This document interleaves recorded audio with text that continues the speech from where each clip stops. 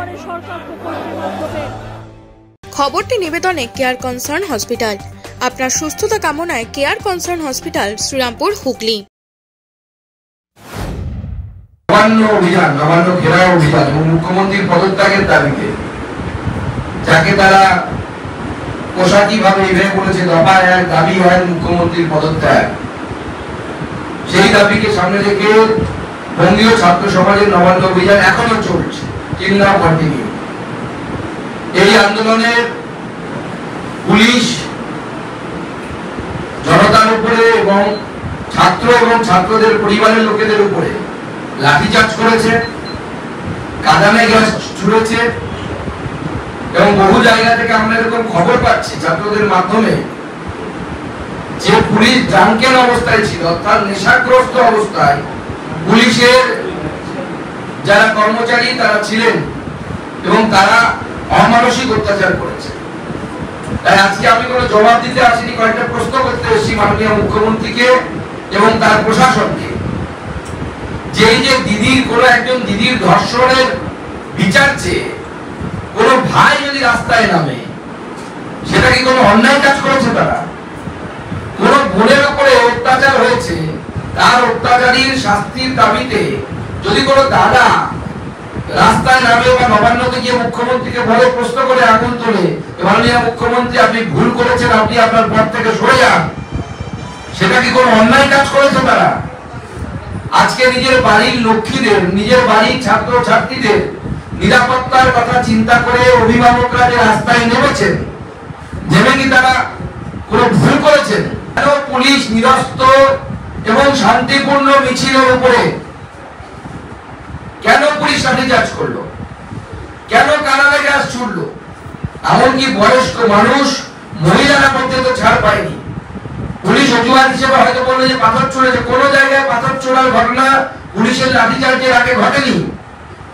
Chemical মেশানো জল spray করা হয়েছে, এরকম অভিযোগ আমরা ছাত্রদের কাছ থেকে পাচ্ছি, যে জল কামান দেখেছে পুলিশ।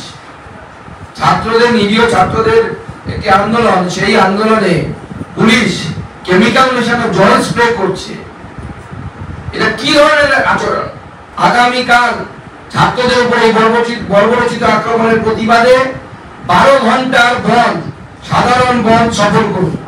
আগামীকাল বিজেপির ডাকে 12 ঘন্টার সাধারণ বন্ধ, সেই আহ্বান দিচ্ছি।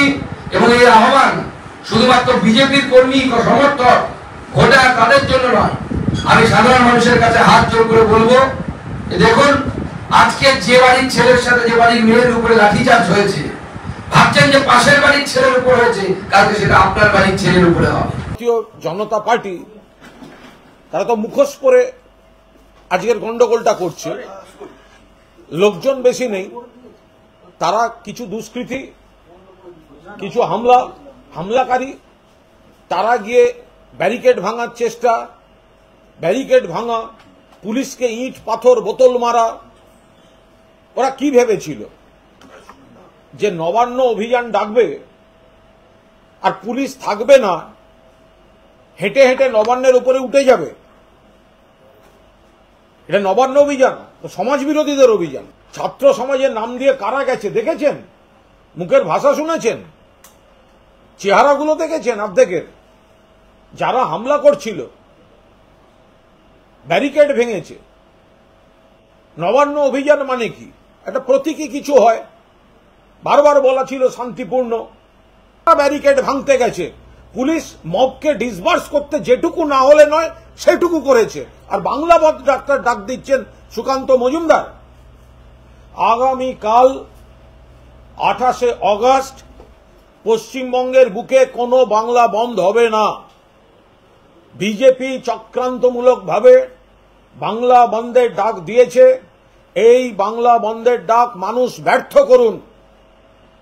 সাধারণ মানুষ তারা দেখেছেন বাংলা তুলনামূলকভাবে শান্ত, উন্নয়ন কাজ।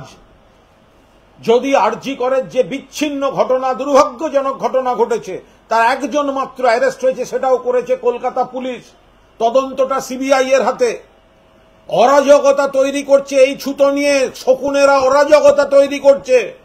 বিজেপির এই চক্রান্ত বাংলার বিরুদ্ধে, গন্ডগোল করা, একাধিক জায়গায় নবান্নে চলো বলে লোক খেপিয়ে লেলিয়ে দেয়া, নির্দিষ্ট কিছু গুন্ডা সমাজ বিরোধীকে দিয়ে ব্যারিকেড ভাঙানোর চেষ্টা করা, এর নাম জাস্টিস চাওয়া নয়।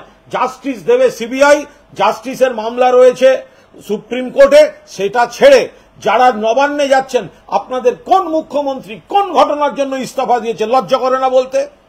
হাইটেক এনক্লেভ, ঠিকানা 179 SN গভর্নমেন্ট কলোনি, বাগপাড়ারি, শাহপুর। এখানে থাকছে free parking, swimming pool, children park, playground, free wifi, 24 ঘন্টা সিকিউরিটি, ফায়ার কানেকশন। বুকিং চলিতেছে, 70 যোগাযোগ। একই ছাদের নিচে স্বল্প ব্যয়ে সমস্ত রকম চিকিৎসার সুযোগ পেতে রিষড়া মাতৃসদন স্বনামধন্য চিকিৎসকের তত্ত্বাবধানে 24 ঘন্টায় অন্তর্বিভাগ ও বহির্বিভাগে চিকিৎসার সুবিধা, স্বল্প ব্যয়ে X ray, ultrasonography, ECG, eco অপারেশনের সুযোগ সহ আইসিইউ ইত্যাদি সুবিধা। আপনাদের সেবায় মাতৃসদন। চিকিৎসা পরিষেবায় এক বিশ্বস্ত প্রতিষ্ঠান স্পর্শ। চাপদানি পৌরসভার উদ্যোগে বিশিষ্ট সুচিকিৎসক দ্বারা পৌরসভার সন্নিকটে স্পর্শ দিচ্ছে আইসিইউ এর পরিষেবা। আধুনিক মেশিনের সাহায্যে অত্যন্ত কম খরচে আপনি যে কোনো চিকিৎসার পরিষেবা পাবেন এই হাসপাতালে। আছে মেডিসিন, ওটি। স্পর্শ শুধুমাত্র লোক দেখানো নয়, কাজেও অত্যন্ত সুপরিচিত নাম স্পর্শ। এই হাসপাতাল আপনার বা আপনাদের জন্য তৈরি করেছে চাপদানি পৌরসভা।